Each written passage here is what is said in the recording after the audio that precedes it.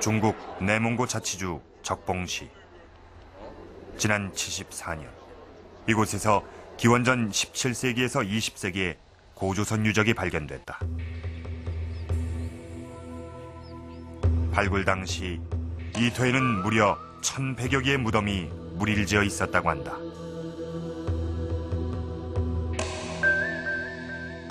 무덤은 흙으로 지은 작은 토광묘로 무덤 안엔 현대 한국인과 형질이 비슷한 인골이 있었다.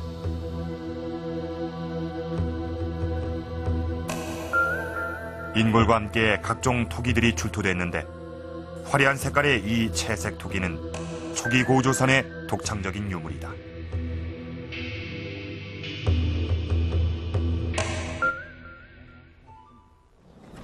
그런데 더욱 놀라운 것은 무덤군 안쪽에 성벽으로 보이는 흔적이 발견된 것이다. 현재 남아있는 높이가 2m. 무너진 벽의 단면엔 가는 줄무늬가 나타나 있었다. 판축한 흔적이었다.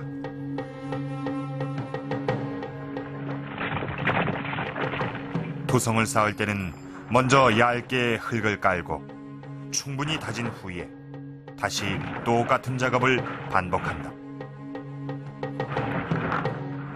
이것을 판축성이라 하는데 성벽엔 가는 줄무늬가 나 있는 것이 특징이다.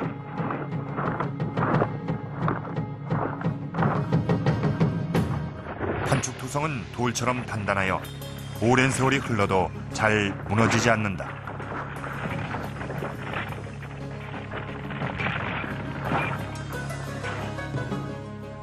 대전자성은 아랫부분에 넓은 둔덕을 만든 후 그 위에 성벽을 세웠다. 현재 남아있는 성벽의 높이로 보아 원래 성벽은 이보다 훨씬 더 높았을 것이다. 4,000년 전의 성이라고는 믿어지지 않을 정도로 성벽은 견고했다.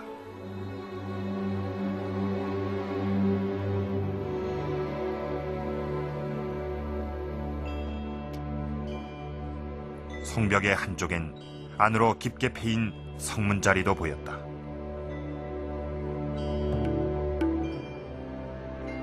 수많은 무덤의 주인공들은 바로 이 성에 살던 주민이었던 것이다. 그 성의 존재라는 것은 매우 중요한 의미를 갖습니다. 일단은 성은 우리가 알고 있는 어떤 강력한 힘을 가진 사회여야만이 구축할 수 있는 것이 성이거든요. 그런데 그 성도 규모에 따라서 얼마나 더 큰 힘을 갖느냐 하는 것이 비교가 되겠죠. 그렇다고 볼 때 하가점 하층 문화식의 그 많은 성들이 발견된 것은 그 당시 사회의 어떤 면을 계급 구조라든지 아니면 집단의 어떤 힘 등등 여러 가지가 표출된다고 볼 수 있겠죠. 또 다른 성터가 있는지 찾아봤다. 대전자 마을 인근에 위치한 지가영자 마을. 이 한가로운 마을 뒤쪽에 대규모 성이 있다고 했다.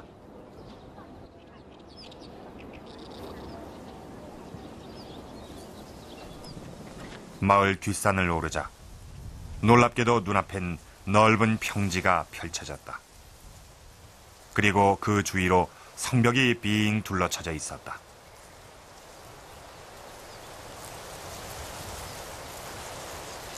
기원전 20세기의 성으로 밝혀진 이 지가영자성은 지금까지 발굴된 고조선 성 중에서 가장 큰 규모라고 한다.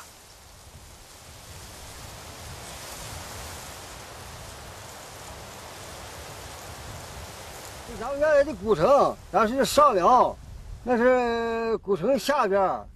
到上古城时吧，现在年轻地带还不知道是什么古城，就是我们年轻的时候。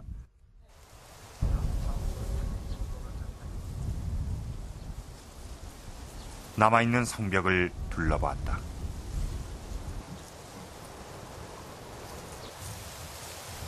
성벽의 겉면엔 돌이 차곡차곡 쌓여져 있다. 그러나 완전한 석성은 아니다. 돌과 돌 사이의 틈은 흙으로 메꿔 놓았다.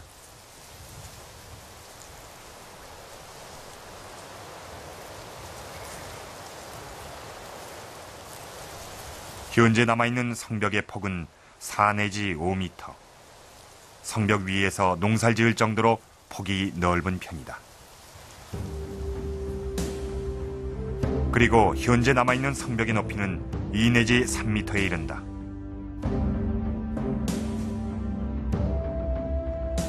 성벽의 구조는 양옆에 돌을 쌓고 가운데 흙을 쌓아올린 형태다.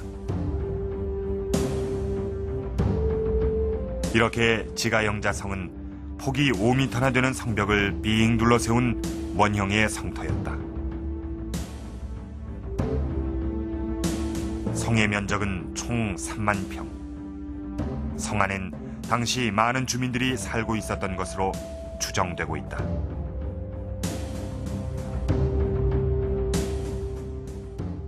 이것은 청동기 시대의 주거지 터다. 이렇게 성 안에서 발견된 집터는 모두 200개에 이른다.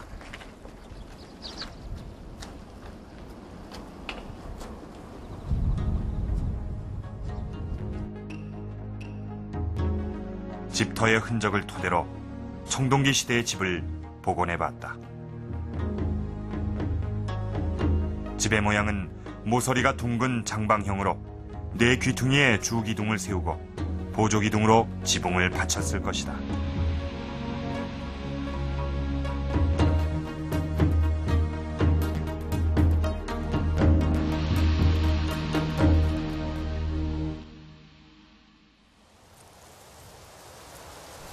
성의 규모로 보아 성 안엔 모두 600자리의 집터가 있었을 것으로 추정된다.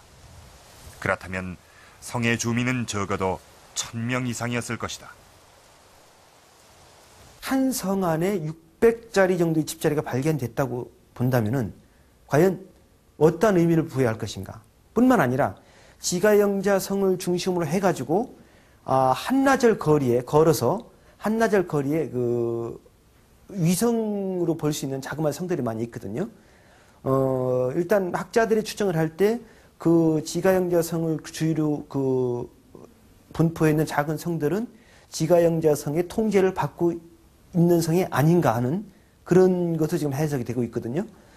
그렇다고 보면은 그 지가영자성을 포함한 작은 성들, 이런 성들을 볼 때 당시에 지가영자성에는 강력한 힘을 가진 그 권력자가 있었지 않았느냐. 중국의 기록 속에 고조선의 국가 체제를 알려주는 단서가 있다. 한서 지리지가 전하는 고조선의 범금 8조. 현재 3계약만 남아있는데 사람을 죽이면 사형에 처하고 남에게 상해를 입히면 복식으로 배상하고 도적질한 자는 노비로 삼는 것이 그 내용이다. 우선 그 노비 제도는 분명히 존재했고 그것이 법 체계의 일부로 들어가 있으니까 말이죠.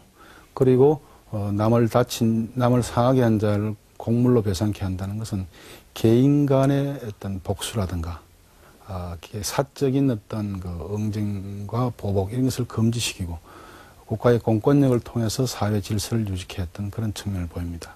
그것은 국가, 즉